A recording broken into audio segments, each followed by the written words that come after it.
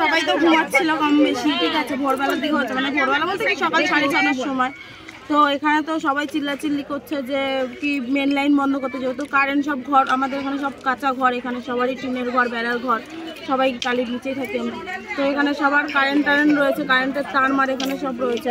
তো সবাই বললো তাড়াতাড়ি করে আগে কারেন্টটা লেবানো হোক। পুরো আগুন প্রচুর লেভেলে উঠে গেছিলো, আগুন।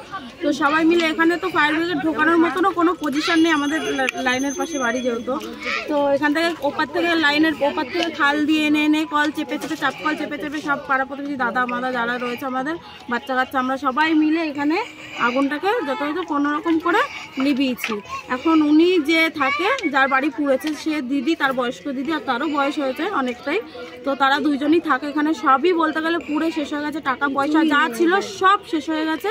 তো সবার কাছে একটা রিকোয়েস্ট যে সবাই ওনার পাশে যদি একটু দাঁড়ায় তো খুবই উপকার হবে সবার। ফায়ার ব্রিগেড এসেছিল, ফায়ার ব্রিগেড মানে লোক এসেছিল, কিন্তু এখানে তো আসেনি, কিন্তু ফায়ার ব্রিগেডের লোক এসেছিল, তারা হেল্প করেছে অনেক, যতটুকু এসে তারা অনেক করেছে। কিন্তু মানে এখানে তো ফায়ার ব্রিগেডের গাড়ি ঢোকানো সম্ভব না, তাই এখানে জল তো আনা হয়নি। গাড়ি কি দাঁড়িয়ে গেছিল আগুন?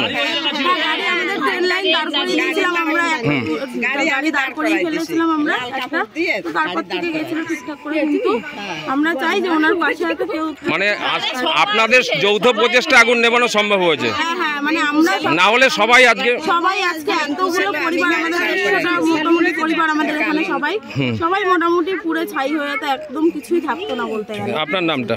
আমার নাম রূপা ভৌমিক।